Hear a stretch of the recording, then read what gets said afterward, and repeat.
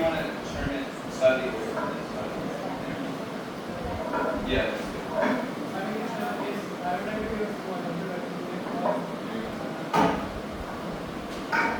So, I had noted everything and just straight from heart. So, Pralad was ex-student of SMIS. He passed out at a very different time of phase of the school where there were very less teachers in the school. It so happened that he didn't even have physics teaching. But yet, by his hard work and applying proper study techniques, he was able to get the best Cambridge award for physics. And of course, later on he continued. And now he is working in America. And he's here only for a short period of time. So we are much more to have him here. And because also glad of the teachers that you all get some inspiration and a proper direction how you can prepare nicely, effectively in the cool head and score to the marks. So as we know that we are supposed to balance our material duties, responsibilities, and also the spiritual responsibilities. So those you tell us some very interesting tips. So you have been given notes as a handout. You can take notes from that handout. So whenever we ask to learn through. So please listen carefully. And if you have any questions, feel free to ask. These are good old friends. Thank you.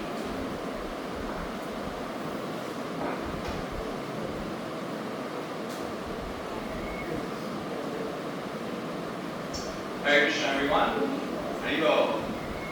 So, just for me to get an idea, how many of you are in have started IGCSE subjects already? It looks like only, okay. So some of the boys here. All right. How many of you are in 11th grade? Okay, only one person. Okay, so that means you still have some time before your exams. That's a good thing. How many of you are in 7th grade? Okay. All right, so we have a whole range here.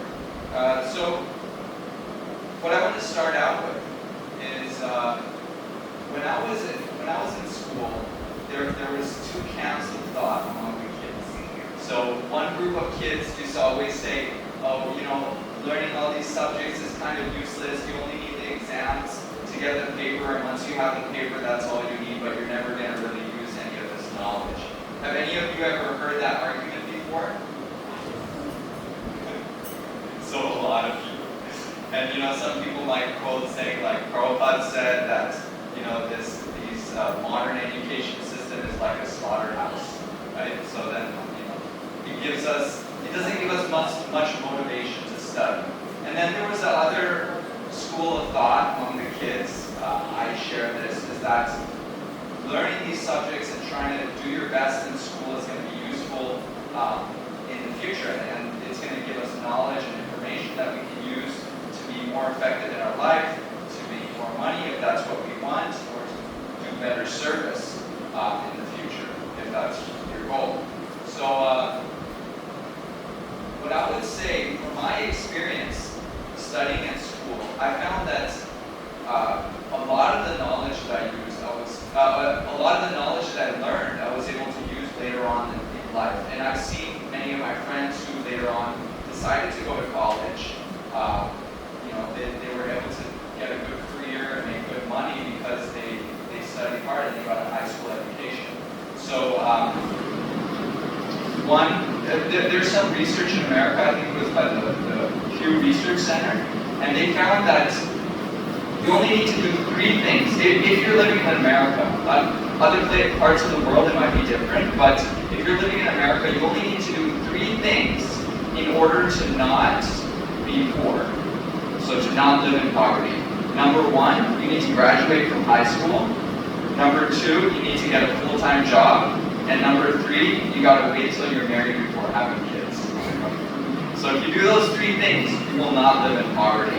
So it goes to show that having a good education, at least high school education, can help in that sense. And then one other thing, you know, if we want to do service, if we want to make a contribution to this movement, to ISKCON, then having a good education can really help with that. And we see the results in Chaupati, for example, Radhanath Swami. He encourages every brahmachari that joins the ashram there to finish their college education. And he encourages all of them to put in their best efforts to study. And you can see the results. It's like one of the most successful temples in the world. So, this education, while we might not see the use when we're studying it, like what is trigonometry going to help us? How's that going to help us in life, or learning quadratic equations or things like that in mathematics? But a quote that I once heard is that our mind stretched by new ideas never regains its original size. As in, when we are exposed to new ideas, new information, and we have to stretch our minds in order to try to learn and understand new concepts, it allows us to grow our way of thinking and develop problem-solving skills that we can apply in any other area in life.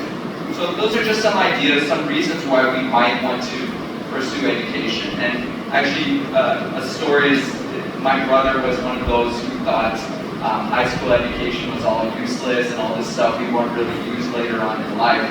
And so he actually wanted to drop out of high school because he was telling my parents, I'm never going to use this in my life. What's the use? But my parents kind of forced him to finish the high school, and later he was really happy about that because he decided to go to college, and he decided that he actually might need the education, and he wanted to get a career. He didn't want to be poor. So now, he finished his degree in computer science, and he has a good job, he makes good money. So if you just want to make money, it's useful for that too. Now, so for one thing, it's understanding why we want to do, why we want to study, why we want to get good grades. And another thing I want to mention, this is something I noticed. The kids that had the idea that we just want to get good marks just to get the paper and that's it, they were usually not the ones who would do very well on their exams. What I found is the kids that actually believed the knowledge was useful and they liked learning, they were the ones who really did good, who really got the top grades. So if you have the approach that you want to learn the information because you think it's useful and you like learning, you're going to learn much better and you're going to get better grades anyway. So you don't have to worry about or only think about just getting good grades. Try to learn and enjoy the process. So with that said, some of the things that motivated me when I was in high school is I saw there were some other kids. One of them, his name was Abai, Spanish Abai, and he went to Marge Gurukul until he was 16. And at the time, they didn't really have any high school education there, so he only went up to 7th grade and he was 16 years old. And he wanted to get a high school education, but he felt, from what I remember, he felt bad about not really having gone through a high school or even 8th grade, and he didn't want to go and sit in with these young kids who were 5 years younger than him. So he decided that he was going to try to finish his high school very quickly. So he did the minimum number of IGCSEs. I think at the time it was 5 to get your IGCSE diploma. And he studied for 2 months. He did 5 IGCSE subjects and he got A's in everything. And so that was one of the things that inspired me. I was like, wow, that's so amazing. Because I also went to Gurukul and I missed a few years and I came out of school, out of Gurukul, and I joined SMIS, and I was like, I was behind everybody else. I wanted to catch up. So he was one of my inspirations. And another thing that I noticed is it's not that he was just good at school. He was also the best at soccer. He was the best at jiu-jitsu. He was the best at chess. So he was really a well-rounded person. And I thought from him and from others, I found that just because you're good at school doesn't mean you can't be good at other things. You can really become the best at all subjects if you really put your mind to it and approach it in a smart way. So Abai and Gopinath, there were 2 kids that got really high grades. Gopinath actually scored the highest in India in mathematics. I think it was either for IGCSE. Do you remember, Maida? I think it was either IGCSE or AS level. He scored the highest in India in mathematics. And so he was actually my tutor. I went to him and I asked him, what did you do to study? And he taught me some of his tricks for studying for his exams and how he got top grades. And also how he was able to finish. Him and Abai would study together and they both finished their school very quickly. So I learned a few tips from them. And And so one more thing that I want to mention, and this is something I noticed that a lot of top students have in common, is that trying to do well in school doesn't mean you need to ignore other areas in your life. So having a balance in your life, having sadhana, going to the morning program, engaging in sports, music, all those things can help you have a balanced life, and in my experience, allowed me to do better in school. And I saw that with my other classmates, the ones who got their top grades, they also had a life outside of studying. They didn't just sit at home all day and, stare at their books. So you can keep that in mind. Just because you want to be good at school doesn't mean you need to ignore other areas of your life. So now I want to go on to the tricks, you could say, that we use to prepare for our exams. So it was 3 areas. Number 1 was finishing our coursework. You can see that that's number 2 over here in the list. And I would encourage you after this talk to go in your own time and take some notes on what you remember from what I said. And we're going to record it as well. So if you want to get the recording afterwards, if you don't remember some points, you can always do that. So number 1 is finishing your coursework. So whatever it is, your math book or your business studies book. And then number 2 is making notes based on the syllabus. So that's something that I found very helpful when preparing for my exams. Is the syllabus tells us what we need to know, so we can make notes on that. And then the third area is preparing for your exams by using previous exam papers. So for number 2, finishing the coursework, I mean, this is kind of obvious. You need to go through the book. And when you're going through the book, what I found very helpful is to have the syllabus with me, especially once you get to your IGCSE levels. You want to have the syllabus because it's going to tell you what you need to know from every chapter. So if you read that syllabus, before studying the chapter, you have in mind, okay, I need to know, these 3 things from this chapter, so I can focus on that. And then when you go and read the chapter with that in mind, you're going to remember much more. And so I would take notes as I was going through the chapter. So whenever my syllabus says, for example, you should know Newton's 3 laws, then when I would get to that part of the chapter, I would make notes of that and I would write it down. So as I went through the whole book, for example, when I finished my physics textbook for my IGCSE level, by the time I finished the whole book, I had 50 pages, about this size, pages of notes. And so by the time I finished the course and I had my book of notes, I didn't even need the textbook anymore. I could just study from my notes. And because I wrote it down, it helped me remember much more. So you could take your syllabus and view your syllabus as a giant question. So, and your notes are the answer to that question. So if it says, know the laws of thermodynamics, for example, you should write that down in your notes. So that's something that Gopinath as well, that's something he taught me is writing notes and how to create your notes. And actually, Mayorani, she was in my physics class in high school, and I copied a lot of her notes. So that was very helpful as well. So finish your coursework, write notes on your syllabus. That's the second phase.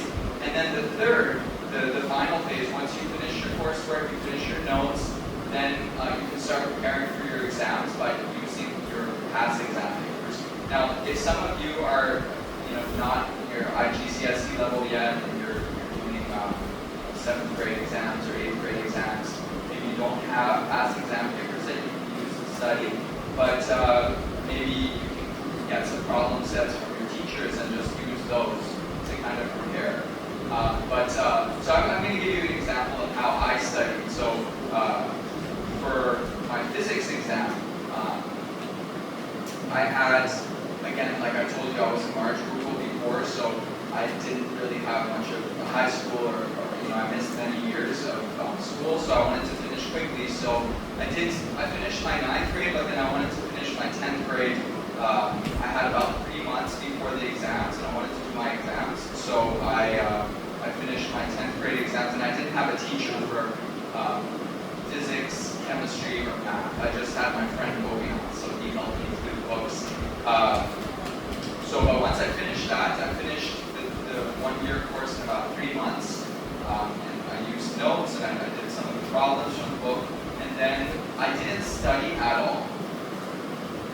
study at all. What I did is I went straight to the exam papers, and I immediately started my exam papers. And I went through, and so, because I went through the textbook, I forgot some of the beginning stuff, and so when I did the exam paper, I didn't do that good. The first exam paper I did, maybe I got like 50% or 60%. So I made some mistakes. But then what I did is I saw the areas that I knew that was easy for me, and then I saw the areas that I needed to work on. And I was like, okay, so there are 4 or 5 areas that I didn't remember, so then when I found out what I didn't know, then I studied that in the book. And then I figured out how to do those problems correctly. So whenever I made a mistake doing my exam papers, I would write it down. I'd write down all my mistakes. So I try to make sure if I ever made a mistake doing the exam paper, I'm not going to make the same mistake again. That was my rule. And then when I finished that exam paper, I learned the stuff that I messed up on. I went to the next exam paper, and I did it again. And then this time, I maybe did a little bit better. I got like 70%. But I still made some mistakes. So I made notes on whatever mistakes I made. I studied that area, and then I made sure I wouldn't make those same mistakes again, and then I just repeated the process. And what I found is, as I went through about, you could say 7 years, I think each year had about 3 exam papers. So as I went through about 7 years of exam papers, I pretty much revised everything in the book. But what I found is that if I do the exam papers and I make mistakes and then I try to correct the mistakes, it's much more fun than just trying to sit down and read your notes or sit down and read the whole book and try to revise it that way. It's kind of boring. I would feel tired personally by doing that. So by doing the exam papers, it's more fun, it's more practical, and then you get to just mainly focus on the areas that you're weak in. So by doing that, I prepared. I think it took me, I had about a month or a month and a half to prepare to do my exam papers, and then I did the exam. And so for that physics exam, I scored the highest in India for physics. And so it showed me that those study skills really worked. They were very effective. And I didn't have a teacher for most of the physics course. And so I did the same thing for my AS level, my A level, most of the sciences, accounting. So for my A level, I didn't have the textbook for like 1 year. It didn't come, so I was trying to do it with the wrong textbooks. So basically what ended up happening is I finished my AS level, and then my A level exam was in like 2 months, and I didn't even start my A level coursework. So I had 2 months to finish it. So what I ended up doing is I crammed it. I finished 1 year course in 22 days, my AS level, A level accounting course. I finished in 22 days. And then using the same method with the exam papers, I did my exam papers, I studied my notes, did all that, and I was still able to score an A in the exam. So just goes to show, if you can use these methods, and if you want, you can even finish your high school faster than So based on everything I said, I'm going to talk about something else after this, but based on what I talked about, do we have any questions? Yes, you have a question?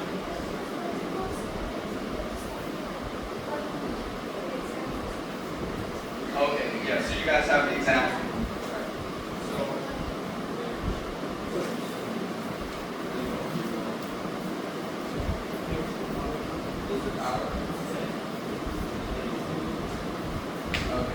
Alright, so I'm just going to try to raise my voice.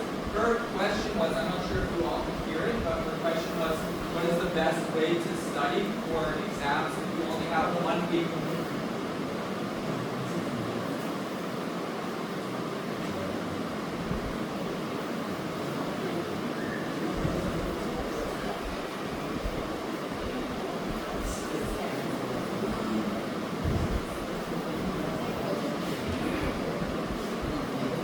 Okay, so I'm going to go on. So her question was, if you only have 1 week, I'm guessing many of you have your exams in 1 week. So some of what I talked about today might not apply to you so much. For those of you preparing for your IGCSE, you can use some of this information to prepare, eventually if you have your exams in 1 year or in 2 years, then you can use this information for that. But anyone want to know? Yeah. So, but if you're preparing for your exam in 1 week, I'm not sure, have you written notes on any of your coursework? A little bit, something. What I would suggest, if you only have 1 week before your exams, maybe just try to, if you have some past exam papers or some mock exam papers, if you could do those, and use those as a means of studying. Or if you don't have that, maybe you have your textbooks and you can go through like past problem sets or things like that. Anything that, you know, there's a principle, it's called the principle of specificity. So you get better at what you do. So if you are trying to prepare for example, for a marathon, but you try to prepare for the marathon by running 100-meter sprints, it's not a very good preparation for the marathon, because your marathon means you're going to try to run at a steady pace for like 4 hours, right? So you want to be doing longer runs to prepare for your marathon. So if you're trying to prepare for your exam, the best way to do it is to try to do something that is closest to that exam.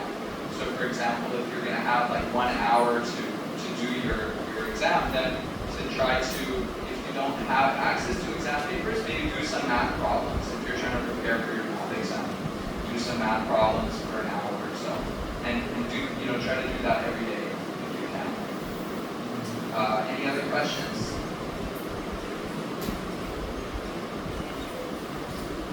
Any other questions on exams or preparing?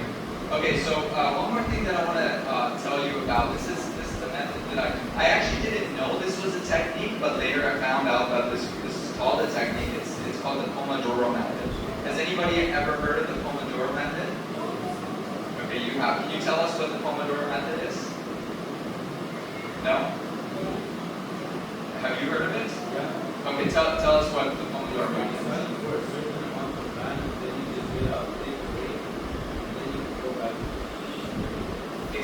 Exactly. So you study for a certain amount of time, and then you take a break, and then you come back. So the idea is that, you know, say if you try to sit down for 2 hours and study straight, you know, after about 30 minutes, your brain is going to get tired, and you're just going to be sleepy, and you might end up just reading the same sentence over and over again. Has anyone had this experience where you're reading a book and you just read the same thing over and over again? Yeah. I'm sure all of us at some point have experienced that.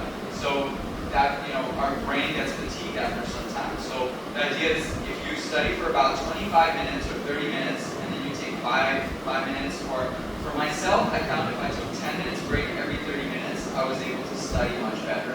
I was more effective. So you have to see what works for you. The recommendation is to take a 5-minute break every 25 minutes. You can see if that's helpful for yourself. And then by doing that, every 2 hours, they recommend taking a 15-minute break. So, you know, if you're studying for more than 2 hours, you might want to do that. So that's the Pomodoro method, and that's actually how I was able to do my accounting, because I had to study so much, my eyes started to hurt, and like I would get up from my books and my vision would be blurry because I was staring at the book for so long. So that's another reason why it's good to take a break. You know, every 25 minutes or 30 minutes, you can go to the window and just like rest your eyes, look outside or something. Because if you stare at something that's close to you, your vision can get blurry after some time. So it's another reason to take a break. Okay, if we don't have any other questions, one more thing that I want to talk about is you know, finding a deeper motivation to study. So, you know, there might be some external reasons. We might be competitive. We might want to do better than our friends, or we might, you know, want to get a good career later on. Those are external reasons. But there are studies that show that we are best motivated if there are 3 factors in place. So one of them is autonomy. Who knows what autonomy is? Anybody? No? Okay. So, new vocabulary word. Autonomy means it's like freedom. It's having the freedom to choose. So, when you're trying to study, if you have autonomy or the freedom to choose how you study or your own method of studying, that's going to be more motivating than someone telling you exactly how you should study. Now, I might have laid out a method for studying that you can try to use, but I would encourage you to find your own way. Find out what way of studying works best for you and to use that. Another way to motivate yourself to do something is to aim for mastery. So if you're just aiming to pass your exams, then, or like, oh, I just want to get above 50% or above 60%, it's not very motivating. It's a very low goal. But if you aim for mastery, you aim like, I want to learn this subject perfectly, or I want to get 100% on my exam papers. That's what I usually aim for when I was preparing for my exams. It's much more motivating, right? It's much more motivating to aim for something high like that. So they find that if you're aiming for mastery, you're much more likely to be motivated to do something. So that's what I would encourage you all to do, is try to aim for 100%. And even if you miss, maybe you'll get 80 or 90% if it's good enough. And the final is to have a purpose or like a deeper meaning why you want to do something. So that's the end of our period, I guess. Okay, I'll just finish on this.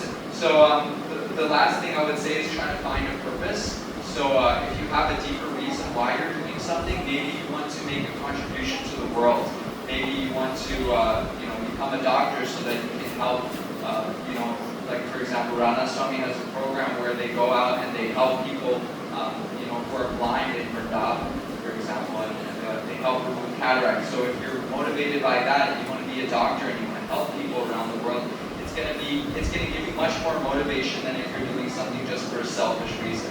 Or if you want to make a contribution to this world by, engaging in service for Srila Prabhupada's movement, and you want to make the greatest contribution you can to Srila Prabhupada's movement, and so that's your motivation for study. You're going to be much more motivated than just simply getting high marks in your exam. So with that in mind, I'd like to end here. I hope you found this helpful, and all the best in your studies. Thank you. Hare Krishna.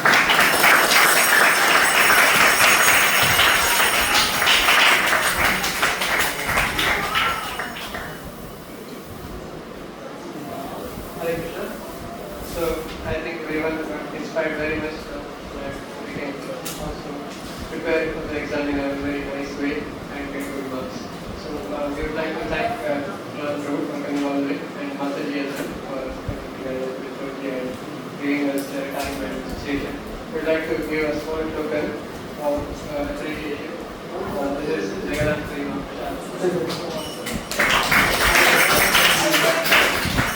Thank you very much for the commitment. If you have any questions, ask. You can say it. As session has been video recorded, we will share this. Thank you very much.